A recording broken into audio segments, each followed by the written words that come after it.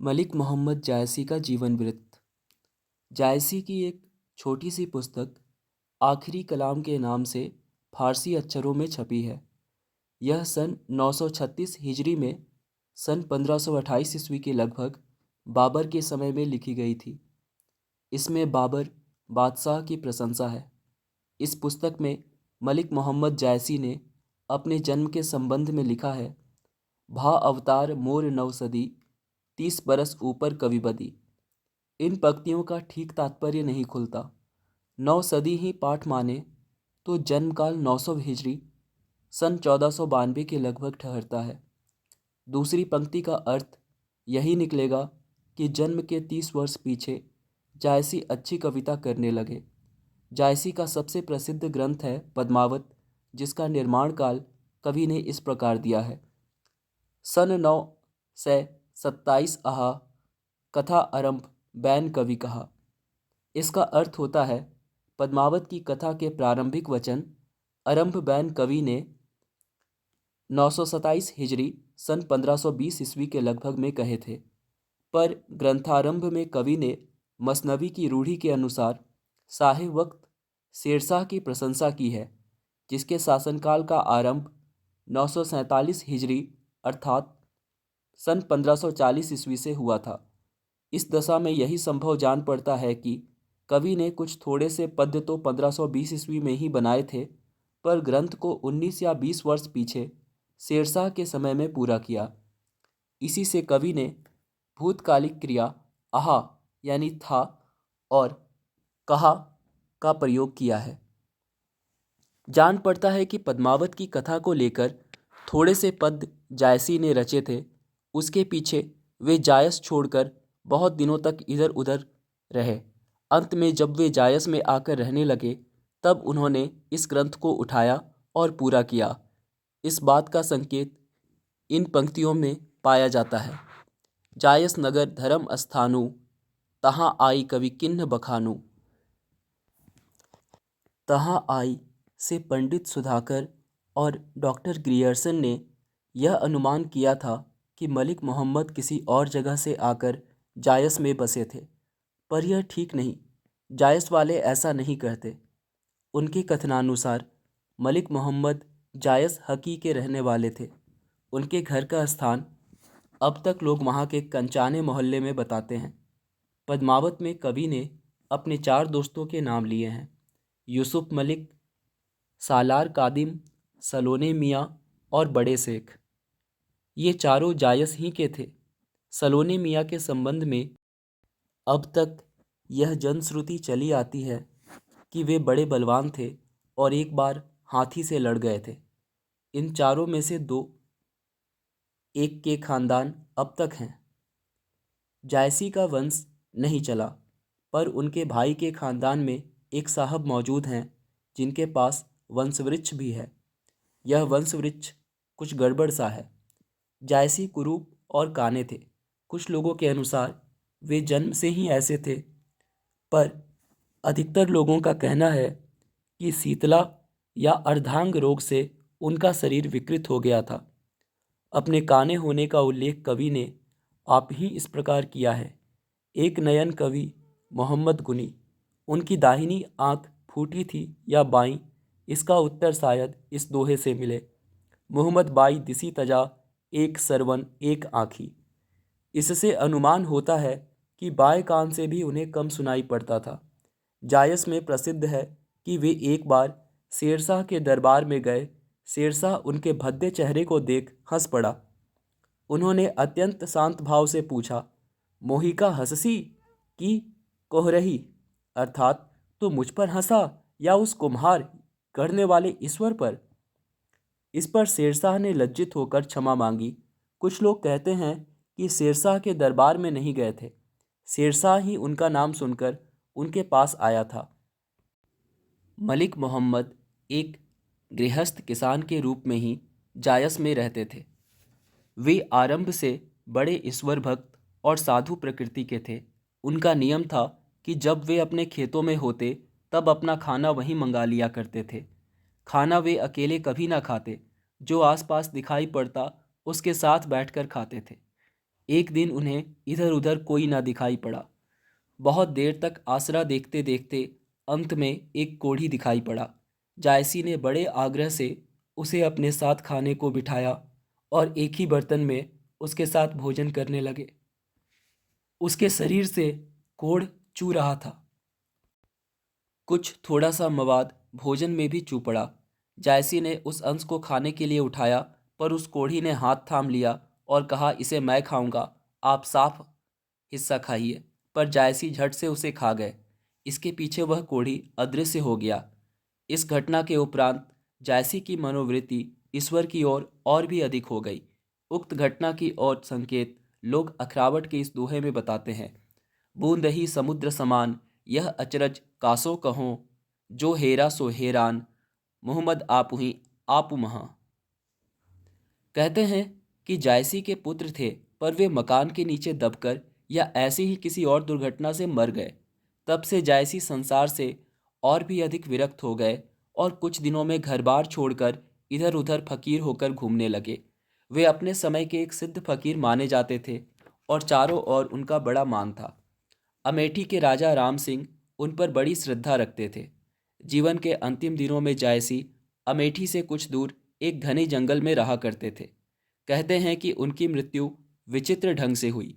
जब उनका अंतिम समय निकट आया, तब उन्होंने अमेठी के राजा से कह दिया कि मैं किसी शिकारी की गोली खाकर मरूंगा। इस पर अमेठी के राजा ने आसपास के जंगलों में शिकार की मनाही कर दी। जिस जंगल में जायसी रहते थे, उसमें एक दिन एक शिकारी को एक बड़ा भारी बाघ दिखाई पड़ा। उसने डरकर उस पर गोली छोड़ दी। पास जाकर देखा तो बाघ के स्थान पर जायसी मरे पड़े थे। कहते हैं कि जायसी कभी कभी योग बल से इस प्रकार के रूप धारण कर लिया करते थे। काजी नसरुद्दीन हुसैन जायसी ने, जिन्हें अवध के नवाब सुजाउद्दौला से सनद मिली थी, अपनी याददाश्त में मलिक मोहम्मद जायसी का मृत्युकाल रज्जब 949 हिजरी सन 1542 ईस्वी दिया है। यह काल कहाँ तक ठीक है नहीं कहा जा सकता। इसे ठीक मानने पर जायसी दीर्घायु नहीं ठहरते। उनका परलोकवास 49 वर्ष से भी कम अवस्था में सिद्ध होता है। पर जायसी ने पद्मावत के उपसंहार में वृद्धावस्था का जो वर्णन किया है, वह स्वतः अनुभूत सा जान पड़ता है। जायसी की कब्र अमेठी के राजा के वर्तमान कोट में पौन मील के लगभग है। यह वर्तमान कोट जायसी के मरने के बहुत पीछे बना है। अमेठी के राजाओं का पुराना कोट जायसी की कब्र से 1.5 कोस की दूरी पर था। अतः यह प्रवाद है कि अमेठी के राजा को जायसी की दुआ से पुत्र हुआ और उन्होंने अपने कोट के पास उनकी कब्र बनाई। निराधार है। मलिक मोहम्मद निजामुद्दीन औलिया की शिष्य परंपरा में थे। इस परंपरा की 2 शाखाएं हुई, एक मानिकपुर कालपी आदि की, दूसरी जायस की। पहली शाखा की पीरों की परंपरा जायसी ने बहुत दूर तक दी है, पर जायसी वाली शाखा की पूरी परंपरा उन्होंने नहीं दी है। अपने पीर या दीक्षा गुरु सैयद अशरफ जहांगीर तथा उनके पुत्र पौत्रों का ही उल्लेख किया है। सूफी लोग निजामुद्दीन औलिया की मानिकपुरी कालपी वाली शिष्य परंपरा इस प्रकार बतलाते हैं। निजामुद्दीन औलिया मृत्यु सन 1325 ईस्वी। नीचे सिराजुद्दीन, नीचे शेख अलाउल हक। इसके बाद विभाजन है। एक तरफ है जायस, जिसमें सैयद अशरफ जहांगीर, उसके नीचे शेख हाजी, उसके नीचे 2 विभाग हैं, जिसमें एक है शेख मोहम्मद या मुबारक और दूसरा शेख कमाल। अब थोड़ा पीछे जाकर हम दूसरे तरफ बढ़ें। शेख अलाउल हक के दूसरे विभाग पर, तो उसमें पहले हैं शेख कुतुब आलम पंडोई के सन 1415। उसके नीचे शेख हसमुद्दीन मानिकपुर, उसके नीचे सैयद राजे हामिद शाह, उसके नीचे शेख दानियाल, उसके नीचे सैयद मोहम्मद, उसके नीचे शेख अलहदाद, उसके नीचे शेख बुरहान कालपी, उसके नीचे शेख मोहिउद्दीन। पद्मावत और अखरावट दोनों में जायसी ने मानिकपुर कालपी वाली गुरु परंपरा का उल्लेख विस्तार से किया है। इससे डॉक्टर ग्रियर्सन ने शेख मोहिदी को ही उनका दीक्षा गुरु माना है। गुरु वंदना से इस बात का ठीक ठीक निश्चय नहीं होता कि वे मानिकपुर के मुहियुद्दीन के मुरीद थे अथवा जायस के सैयद अशरफ के। पद्मावत में दोनों पीरों का उल्लेख इस प्रकार है। सैयद अशरफ पीर पियारा जेई मोही पंच दीन उजियारा, गुरु मोहिदी खेवक मैं सेवा, चले उताइल जेही कर खेवा। अखरावट में इन दोनों की चर्चा इस प्रकार है। कही सरियत चिश्ती पीरू, उधरी अशरफ और जहांगीरो, पा पायूं गुरु मोहिदी मीठा, मिला पंत सो दर्शन दीठा। आखिरी कलाम में केवल सैयद अशरफ जहांगीर का ही उल्लेख है। पीर शब्द का प्रयोग भी जायसी ने सैयद अशरफ के नाम के पहले किया है और अपने को उनके घर का बंदा कहा है। इससे हमारा अनुमान है कि उनके दीक्षा गुरु तो थे सैयद अशरफ, पर पीछे से उन्होंने मुहिउद्दीन की भी सेवा करके उनसे बहुत कुछ ज्ञानोपदेश और शिक्षा प्राप्त की। जायस वाले तो सैयद अशरफ के पोते मुबारक साहब बोदले को उनका पीर बताते हैं, पर यह ठीक नहीं जचता। सूफी मुसलमान फकीरों के सिवा कई संप्रदायों जैसे गोरखपंथी, रसायनी, वेदांती के हिंदू साधुओं से भी उनका बहुत सत्संग रहा, जिनसे उन्होंने बहुत सी बातों की जानकारी प्राप्त की। हठ योग, वेदांत, रसायन आदि की बहुत सी बातों का सन्निवेश उनकी रचनाओं में मिलता है। हठ योग में मानी हुई ईला, पिंगला और सुषुम्ना नाड़ियों की ही चर्चा उन्होंने नहीं की है, बल्कि सुषुम्ना नाड़ी में मस्तिष्क, नाभि चक्र, कुंडलिनी, हृत्कमल और दसम द्वार ब्रह्मरंध्र का भी बार बार उल्लेख किया है। योगी ब्रह्म की अनुभूति के लिए कुंडलिनी को जगाकर ब्रह्म द्वार तक पहुंचने का यत्न करता है। उसकी इस साधना में अनेक अंतराय यानी विघ्न होते हैं। जायसी ने योग के इस निरूपण में अपने इस्लाम की कथा का भी विचित्र मिश्रण किया है। अंतराय के स्थान पर उन्होंने शैतान को रखा है और उसे नारद नाम दिया है। यही नारद दसम द्वार का पहरेदार है और काम, क्रोध आदि इसके सिपाही हैं। यही साधकों को बहकाया करता है। दे अखरावट। कवि ने नारद को झगड़ा लगाने वाला सुनकर ही शायद शैतान बनाया है। इसी प्रकार पद्मावत में रसायनियों की बहुत सी बातें आई हैं। जोड़ा करना आदि उनके कुछ पारिभाषिक शब्द भी पाए जाते हैं। गोरखपंथियों की तो जायसी ने बहुत सी बातें रखी है। सिंहल द्वीप में पद्मावती स्त्रियों का होना और योगियों का सिद्ध होने के लिए वहां जाना उन्हीं की कथाओं के अनुसार है। इन सब बातों से पता चलता है कि जायसी साधारण मुसलमान फकीरों के समान नहीं थे। वे सच्चे जिज्ञासु थे और हर एक मत के साधु महात्माओं से मिलते जुलते रहते थे और उनकी बातें सुना करते थे। सूफी तो वे थे ही। इस उदार सारग्राहिणी प्रवृत्ति के साथ ही साथ उन्हें अपने इस्लाम धर्म और पैगंबर पर भी पूरी आस्था थी। यद्यपि कबीरदास के समान उन्होंने भी उदारतापूर्वक ईश्वर तक पहुँचने के अनेक भागों का होना तत्वतः स्वीकार किया है। विघिना के मार्ग है तेते, सरग नखत तनरोवा जेते।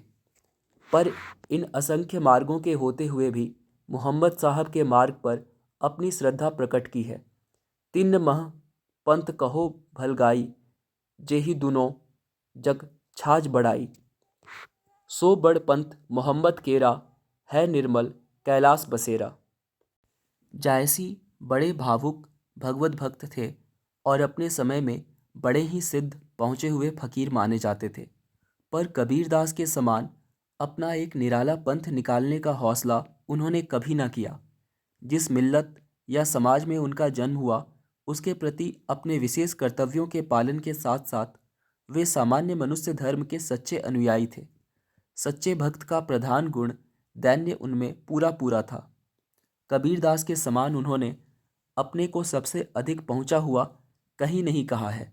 कबीर ने तो यहाँ तक कह डाला कि इस चादर को सुर नर मुनि सब ने ओढ़कर मैली किया, पर मैंने ज्यों की त्यों धर दीनी चदरिया। इस प्रकार की गर्वोक्तियों से जायसी बहुत दूर थे। उनके भगवत प्रेमपूर्ण मानस में अहंकार के लिए कहीं जगह न थी।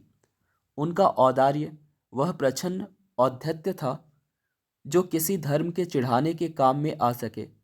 उनकी वह उदारता ऐसी थी जिससे कट्टरपन को भी चोट नहीं पहुंच सकती थी। प्रत्येक प्रकार का महत्व स्वीकार करने की क्षमता उनमें थी। वीरता, ऐश्वर्य, रूप, गुण, शील सबके उत्कर्ष पर मुक्त होने वाला हृदय उन्हें प्राप्त था। तभी पद्मावत ऐसा चरित काव्य लिखने की उत्कंठा उन्हें हुई। अपने को सर्वज्ञ मानकर पंडितों और विद्वानों की निंदा और उपहास करने की प्रवृत्ति उनमें ना थी। वे जो कुछ थोड़ा बहुत जानते थे उसे पंडितों का प्रसाद मानते थे। हौ पंडितन केर पछ लगा, किछु कही चला तबल दई डगा। यद्यपि कबीरदास की और उनकी प्रवृत्ति में बहुत भेद था। कबीर विधि विरोधी थे और वे विधि पर आस्था रखने वाले। कबीर लोक व्यवस्था का तिरस्कार करने वाले थे और वे सम्मान करने वाले। पर कबीर को वे बड़ा साधक मानते थे, जैसा कि इन चौपाइयों से प्रकट होता है। ना नारद तब रोई पुकारा, एक जुलाहे 100 में हारा।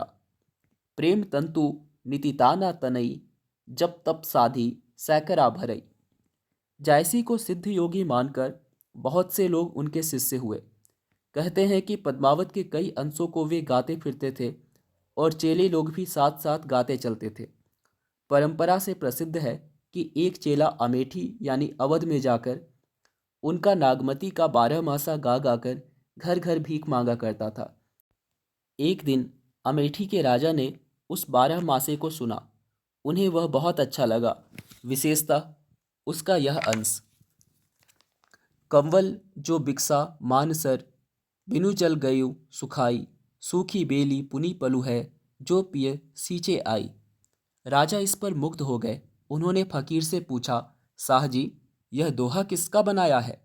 उस फकीर से मलिक मोहम्मद का नाम सुनकर राजा ने बड़े सम्मान और विनय के साथ उन्हें अपने यहाँ बुलाया था। पद्मावत को पढ़ने से यह प्रकट हो जाएगा कि जायसी का हृदय कैसा कोमल और प्रेम की पीर से भरा हुआ था।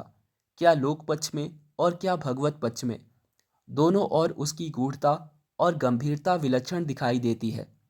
जायसी की पद्मावत बहुत प्रसिद्ध हुई।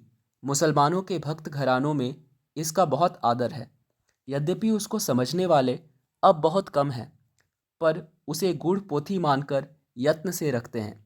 जायसी की एक और छोटी सी पुस्तक अखरावट है, जो मिर्ज़ापुर में एक वृद्ध मुसलमान के घर मिली थी। इसमें वर्णमाला के एक एक अक्षर को लेकर सिद्धांत संबंधी कुछ बातें कही गई हैं। तीसरी पुस्तक आखिरी कलाम के नाम से फारसी अक्षरों में छपी है। यह भी दोहे चौपाइयों में है और बहुत छोटी है। इसमें मरणोपरांत जीव की दशा और कयामत के अंतिम न्याय आदि का वर्णन है। बस ये ही 3 पुस्तकें जायसी की मिली हैं। इनमें से जायसी की कीर्ति का आधार पद्मावत ही है। यह प्रबंध काव्य हिंदी में अपने ढंग का निराला है। यह इतना लोकप्रिय हुआ कि इसका अनुवाद बंग भाषा में सन 1650 ईस्वी के आसपास अराकान में हुआ। जायस वाले इन 3 पुस्तकों के अतिरिक्त जायसी की 2 और पुस्तकें बतलाते हैं, पोस्तीनामा तथा नैनावत नाम की प्रेम कहानी। पोस्तीनामा के संबंध में उनका कहना है कि मुबारक शाह बोदले को लक्ष्य करके लिखी गई थी, जो चंडू पिया करते थे।